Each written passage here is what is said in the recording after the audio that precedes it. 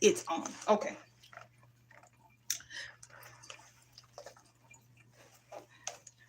Zoomies. Hey, so I was in the restroom a few seconds ago, monkeying around with this hair wrap, and just thinking to myself, why cold showers? Why they be saying take a cold shower, cold plunge, or what is it called, cold plunge, with the benefit of it, how it brings you, make you be more present, it clears your mind, and this and that, monkey mind. It's good for this. What do we do? And I just was pondering on that as I monkeying around with this hair wrap. And then the download came in. The reason them cold showers and cold plunges be working, even if it's just for a few seconds, is because, man, you be so cold, all you can focus on is essentially what all the meditation gurus and all of them be talking about. Center yourself, focus on your breathing, and then it gets you out of your head. But if you ain't got nothing that can force you to focus on your breathing, it's probably hard to do if you got a loud monkey mind. So it just, I don't know. I just got the epiphany, like, all that cold, because that water be so cold, you can't do nothing but breathe to try to stand it. And then essentially what that's doing is bringing you into your body and grounding you and getting you out of your head. That is so dope. I love it when it happens like that. Anyway, but when I was looking around with this hair wrap, I had to run in here and stop because I said, oh, I kept hearing this song in the background. In the background of me reflecting on cold showers and cold plunges and why they always be talking about it helps make you bring you into the present moment and make you more grounded and blah, blah, blah, blah. In the background and all that, I was hearing man down, blah, blah. Wait, how that song go? Dun, dun, dun, dun. That song by Rihanna? Man down, dun, dun, dun, dun, dun. I don't know the words. I don't know how it go. And I haven't forgot. I'm going to link all them podcasts and stuff and the other thing.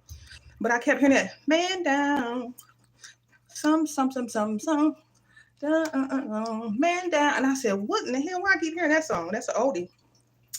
And then it hit me. I was like, oh, maybe somebody need to know. Somebody's confused and don't know who the people in their life that's trying to man down them. So I guess it sparked me to hop on here to talk about that. Because, I mean, in my mind, a person that's trying to man down you, essentially that's somebody that's like, it could be looked at as like a friend. But now, and this could be a person, a place, a thing. You could also be man down on yourself and don't be knowing it. But he put this on my mind to come and just talk about. Because I said, oh, some people don't be knowing that. So, like, to me, somebody who be trying to man down you, whether it's covertly or overtly, energetically, mentally, emotionally, spiritually, it's an unspoken thing, but you feel that coming up off of an environment or a job or a person. If you feel that energy coming off of you, but you can't quite place it, that's why you got to be able to trust how you feel, though that means you need to back up off of that a little bit. But he brought this to mind. Like, so when you got people or a situation, it could even be a job that's trying to man down you. So this is like something that's trying to man down you, step on your cape kind of situation, crab in the bucket situation. When it comes to a job, he brought this to mind. So you got a job that kind of be trying to treat you a little bit like shit, like you're disposable, but in the moment you be trying to go, they change their tune. So then when you show them like, hey, I know my work, I'm gone, they be looking salty, but then what they do on the back end of that is give you like a effed up reference to like block you from being able to get out of there. That's something that's trying to man down you and undercut your value. And they be trying to make you be stuck. So in case you ever wondered that, like, yeah, them kind of situations exist, and it ain't got to be a person. It could be a job. It could be a place that'll try to block your movement. Like they treat you like shit, but then the moment you ready to go, they instead of them just acknowledging how they've been treating you, or that they sorry or something they did was actually bogus or inappropriate, or they've been just acting in some way that's not okay. They'll act like they okay with you leaving. Well, that's good. I'm great. I'm here for you. Then if you need a reference, and the moment you get that reference be coming through, but that reference be bogus, and it blocks you from being able to move, and it puts you back in that man down position where they can abuse you down there. Because that's forms of abuse. When somebody try to man down you, even if that shit is like subtly, that's a form of abuse essentially. But what he really brought to mind is how, like, so some people have a hard time distinguishing it. Who's the person or the energies in their life trying to man down them? Man, this could come through a parent. It don't matter. Anybody what do they say? A doubt instiller, dreams killer. That's somebody who's trying to man down you. If the environments that you in and the people you're around, even if it's a job, if this stuff ain't fueling you and energetically giving you something and juicing you up, but it's a bunch of just negativity, complaining. It's draining as fuck. It's just some toxicity there that you just sense, even if you ain't involved with it, you just sense it. It ain't nothing about growth oriented, nothing. It's just like, it's just toxic, but you having a hard time trying to understand, like, but is it really? Man, that's something trying to man down you, because the things that you're around and the stuff you consume and any of that, it's supposed to be breathing life into you. These relationships and the jobs that you're in and stuff, it's supposed to be growth oriented and be fueling you. It shouldn't be draining you and stealing from you like that. And that's something that's trying to energetically, covertly, spiritually, psychically man down you. Because it'd be like a subtle, it's a subtle way that your confidence get undercut like that. And if you don't see it, and sometimes you don't see it, because if it's coming through your own parent, you start to gaslight your own self. Because you're like, no, parents can man down you if they ain't breathe. Like, so it's one thing. Constructive criticism is one thing. But no, you can tell when somebody's trying to man down you, like just totally infusing so much fear-based, just doubt, just undercutting your self-confidence and shit like that. That's not okay. And that's sometimes, and some people, that's just their personality, but that don't mean that person got to stay in your life. You do not have to accept it, because to perpetually be in environments where you get man down, even if it's like it's an unspoken thing, but energetically you feeling that oppression or suppression coming from your environment, man, that should have killed you. Because what it's doing is stumping out your light. It's stumping out who you are, the core essence of who you are. And it's keeping you from blossoming into who you was meant to be. So that could literally kill you. So you ain't got no business being around environments like that. But I was just reflecting on, like, the only way you can escape that. That's why the healing isn't so important, because you won't even realize that that's what's going on and that's what's around you. Because if you ain't healed enough in your own self to respect and honor who you are and know your own value and worth, just innately because you're a child of God, man, somebody will walk all over, or you won't even realize that that's what's going on. You just think that's normal and shit, because you don't even really respect yourself enough to know what kind of treatment is requited and what is reciprocal. You won't even understand it. So you be getting abused and don't even be knowing it, because it's a hidden ass thing. It's dark. It's underground, but it be going on, and it be undercutting your self-confidence little by little. And that's why it's important to pay attention. You got to be able to listen to your inner voice and trust how you feel in your gut when you in people energy and shit. Person, place, thing, job, wherever you at, you can sense that. Like, this is not healthy for me. Something ain't right. And you have to listen to that. And not gaslight yourself out of thinking it ain't no way. This is my dad. No, because see, some people, when an unevolved person or an unawakened person, my bad, somebody that's unconscious, don't even know that that's the type of energy that they spewing off of them. They don't know that that's the energy that they throwing out there, but you feel it. So you have to trust how you feel and not gaslight yourself because of the title that they hold in the human form that they in, to stay in environments like that, because that shit can actually literally take you out of here, because it's sucking from your life force energy, and it's suppressing you from really blossoming into whatever it is you're supposed to be doing, whoever you're supposed to be, however you're supposed to feel. It be undercutting your self-confidence, and then you be thinking you be having your overthinking. You ain't got no business being around that. Anything, any environment, any person you around that got you in a mental state where you be having to question shit all the time and you uncertain that it's rocky. No, you're supposed to be around solid people. If that's the way you show up, where you mean what you say what you mean. I mean, you speak your mind with tact, but you speak your mind, you honest. Like, you need to be in environments around people that's healthy like that. If that's the way you rolling, you ain't supposed to be dealing and vibing with people where you be having to question where you stand with them and all of that. They're like, no, whether this is a parent, family, friends, jobs, bosses, you shouldn't have to be in that type of on limbo, walking on eggshell ass energy when you're dealing with people. And if that's the way, even if it's unspoken, if that's the energy that they put you in when you're around them, that's somebody you need to back up. You need to either cut their ass off completely, or you got to push back, because that's something that's not healthy for you. And who cares if it's a relative? No. Relatives can be asleep. It don't matter. A parent, it don't matter.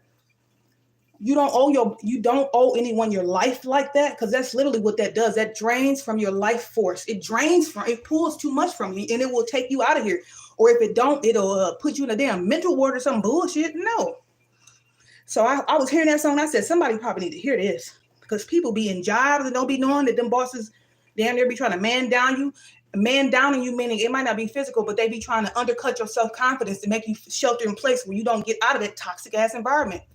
Undercut your self-confidence where you have a hard time seeing yourself the way God see you and believing what he says about you. It makes you revert back to this not seeing yourself clearly as, and it makes you think your worth and value, that's what you deserve. And you stay in those suppressed environments, the environments that just is not healthy for you. It's stunting your growth. You can't see it because because it's all shrouded in it, but you shouldn't have to be around nothing that's questionable like that. That shit, whatever you be around and what you be doing, it need to be clear. And if it be having you like, I don't know, whether it could even be a relationship, be dating, any of that, it shouldn't be like, oh, I don't know, cut. You ain't got no business having it around you, like got you all on limbo like that. No, your time, and that's the thing, but you won't even realize your time and energy is that valuable until you start to really heal your self-perception and understand who you are and see yourself the way God sees you. And that's why now I get it. Because at first I was like, well, you ain't necessarily got to go to the church. You can like heal and understand who you are in God's eyes and see yourself clearly. You can actually do that studying on your own. But no, sometimes you go to the church because you need to be around like-minded people who can juice you up. And hopefully they're conscious and more higher vibrating than people at the church. Not everybody, because everybody on different stages. But now I see why they say you got to congregate with people that's like you, so they can pour into you like how you be pouring out to people. Otherwise, you keep pouring out your damn energy, jumping through hoops, trying to compensate for the imbalance of the energy exchange and all of that shit. That shit will zap you and end you up in the hospital. Man down. So he just said, be mindful of that, because I think it's hard to perceive it sometimes, depending on the relationship of what it is you around or who it is you're around or the job that you're around or whatever. But that be happening behind the scenes, and you got to just know that you deserve that. You deserve everything that God put here on. You deserve to get everything that's yours. You don't deserve no half-ass treatment or no unrequited relationship. You don't deserve to be around nobody or having people in your company that be trying to undercut your self-confidence, even if it's in a subtle way. No. Constructive criticism is one thing, but for somebody to just literally be trying to undercut your self-confidence, impede your healing and all that old sneaky shit. Nah, get your ass out of here. And you got to be able to identify that quickly so you can move accordingly and get out of that space, because it's toxic and it's sapping from you. And it's actually blocking you from walking and stepping into whatever it is you're supposed to really be doing and evolving into your next level. It'll keep, depending on who you're around, environments, and until you clearly know who you are and see your worth clearly, God will let you stay stuck right there. Because some environments, until you see your worth, if you don't see your worth from the inside, he ain't gonna let you evolve and have it going on the outside. No, because you ain't even seeing your worth. You don't know you deserve better than that to get out of that environment. And so that's why sometimes he'll let you stay there, because it's something you're not having the pivot or the shift you need in your consciousness to know that you're being undervalued. You're being undervalued. If somebody is fucking with your self-confidence and trying to hurt you and you ignoring that shit, well, he'll let you stay there until you have a shift. That's why they say it's as within, so without. Ain't nothing going, like they say, you can't move across the world and think something gonna change, but you ain't did no inner work. You got to do the inner work so you can see that shit clearly. And when you evolve in your consciousness, it's just a matter of time before your environment shift. You'll vibrate out of that lower frequency that you were in that was making you a match for that bullshit that you was dealing with. You'll evolve out of it. It'll just happen. You won't even have to force it. But it only seems like it only happens when you go within and do the inner work and understand who you are and realize how you seeing yourself, realize how you treating yourself. What words are you saying to yourself? Do you undercut your own self? Do you talk to yourself like that? Well, that's why the boss think they can get away with treating you like shit, because your internal critic is horrible. And that's why you got to go within, because they say your outside environment and whatever you be dealing with is a mirror reflection of what's going on inside of you. And moving across the world ain't gonna do nothing, because you're gonna attract that same energy in a different body, a different place, a different boss. So you almost forced to go within and heal your mindset and figure out a way to see yourself the way whoever created this universe sees you. And you have to always almost tap back into that to keep yourself primed up, because you've been, for most people, I assume we operate in that unevolved state for longer years of our life than we do from that more higher vibrational state. So you were asleep longer than you were awake. And so the only way to operate from your higher self and not drop down like that, you got to stay primed up. You got to be reading up and finding ways to, I don't know, content to consume or being around people that can fuel you and just keep your vibe up, because you've been a lower vibrating person longer than you were a higher vibrating person. And if you just let it just slip like that and don't tap back into, whether, I don't know, it could be a Bible or whatever it is, if you don't tap back into that, you can eat, because that's the inertia of gravity. It'll pull you back down. You will slump right back down into that negative thinking and any and all of that. Because sometimes you be like man down your own self in your own head and don't know it. But that's why that work and inner work is so important. But he put that on my mind because I kept hearing that Rihanna song. Boom, boom, boom, boom, boom, boom, boom, boom. Man down. So just pay attention, man, because that stuff be real subtle. And this be going on. That's why they say spirit. It be a form of spiritual warfare, because people be having shit hooked onto them, attached to them, and it be in jobs. It be like an energetic signature that be in a job that's toxic. Everybody running around saying good morning, but knowing HR be like backstabbing people when it come to references and shit, and be keeping people blocked and trapped in jobs, all kind of crazy shit.